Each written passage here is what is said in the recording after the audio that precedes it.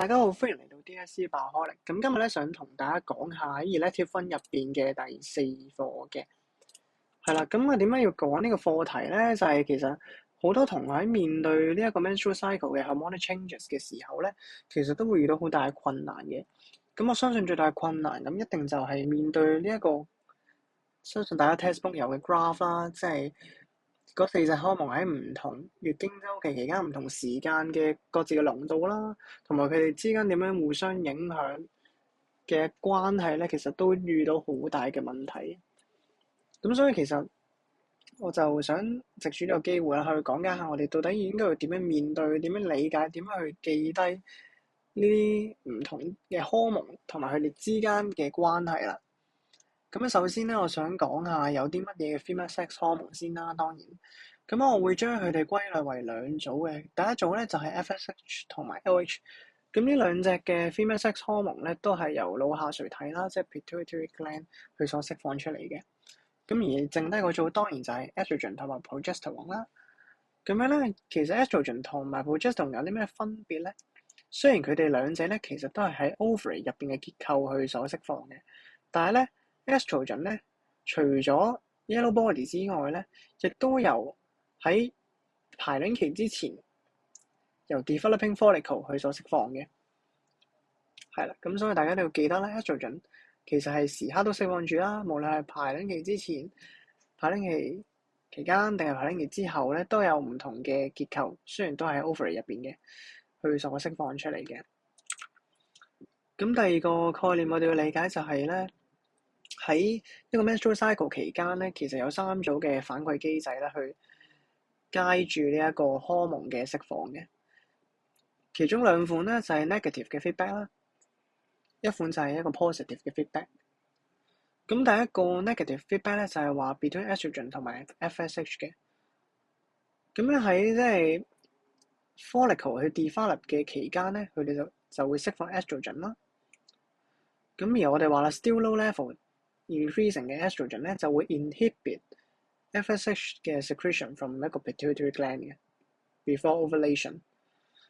咁我哋知道呢樣嘢有咩重要性啦，就係話啦，我哋可以 prevent 個 maturation of 其他嘅 follicle， 即係個意思，我哋就係話喺排卵期之前，我哋只需要揀出一粒嘅卵泡啦，去進行發育，然後喺排卵期嗰陣時就將入邊嘅卵子釋放出嚟啦。而我哋就唔想其他嘅 follicle， 即係喺呢個 development 嘅期間咧，就繼續 mature， 防止放得太多嘅 ovum 出嚟啦。咁第二個 feedback 咧就係一個正反饋啦，咁就係 between estrogen 同埋 FSH 加 LH 嘅。咁呢個情況就喺 just before ovulation 嘅時候發生嘅。咁我哋會話啦，其實嗰陣時咧個 level of estrogen 咧就會不斷上升啦，然後去到一個臨界點，去到一個高位嘅時候咧，就會去 stimulate 一個 sudden release of pituitary gland 嘅 FSH 同埋 LH 啦。咁呢個狀當然就係去 stimulate 個 ovulation 啦，under 一個 high LH 嘅 concentration。剩低一個 feedback 咧，都係一個 negative 嘅 feedback 嚟嘅，就係 between estrogen 加 progesterone 啦，同埋 FSH 同 LH。咁樣呢個時間咧就係喺 ovulation 之後發生嘅。就我哋話啦，當有一個高 level 嘅 LH 啦，因為 ovulation 啊嘛，咁就會 stimulate 一個 rupture follicle 去 develop 成為一個 yellow body。咁呢個 yellow body 咧就會繼續去釋放 estrogen 同埋 progesterone 嘅。而呢一樣嘢咧，咁高 level 嘅 estrogen 同 progesterone 咧，就會抑制咗 FSH 同埋 LH 嘅釋放嘅。咁呢個重要性當然就係去 prevent maturation of 其他嘅 follicles 啦，因為你都已經進行咗排卵啦，咁其實你都唔需要有，暫時唔需要有一個卵泡嘅發育啦。咁啊，呢三個嘅反饋機制話俾我哋啲咩咧？就係咧，第一樣嘢就係正常嚟講咧 ，estrogen 咧就會抑制 FSH 同埋 LH release from 個 pituitary gland。除咗 just before ovulation 呢一個 level 咧就會 exceed 個 threshold 嘅時候咧，就會一個 positive feedback。第二樣嘢咧，呢幾個機制話俾我聽就係其實 pituitary gland 同埋 ovary 咧就會不斷去互相影響嘅。意思就係 pituitary gland 我啱啱都講咗啦，就會釋放 FSH 同埋 LH 啦，佢嘅角色仔。ovary 就係釋放 estrogen 同埋 progesterone 啦。呢兩組嘅荷爾蒙其實佢哋會不斷影響大家嘅。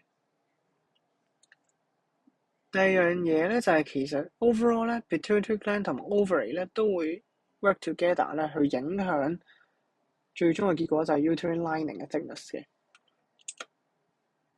咁所以其實我哋要點樣去記得唔同嘅 hormonal changes during different time points in 個 menstrual cycle 咧？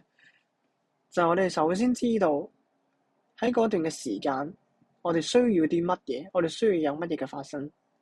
正啱去講係啦，跟住再去 interpret 嗰陣時嘅 hormonal change，或者反推翻嗰陣時需要嘅 hormonal change。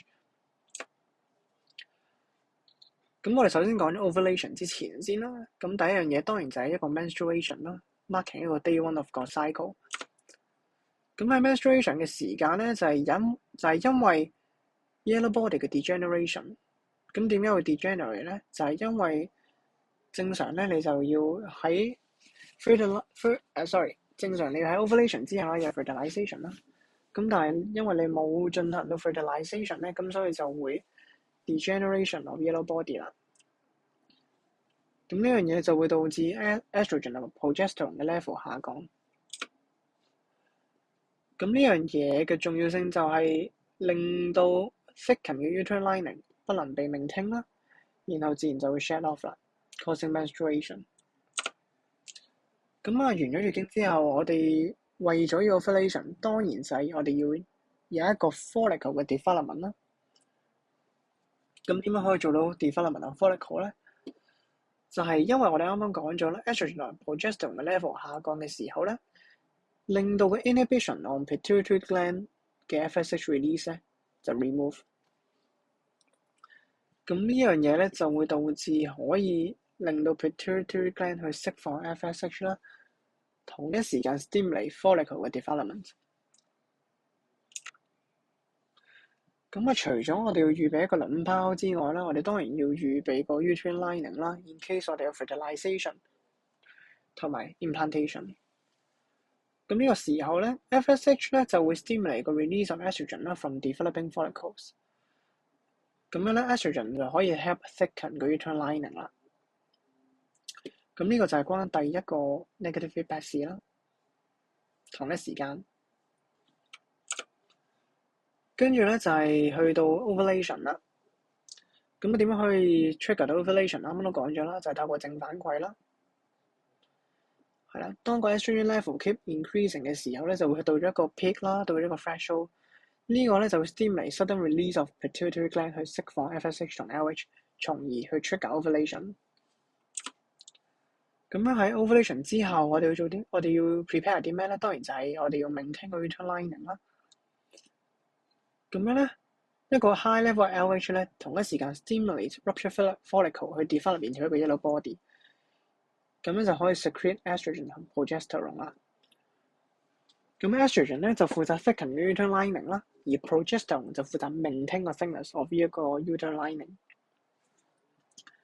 同一時間就有呢一個 negative feedback 啦，啱啱講咗。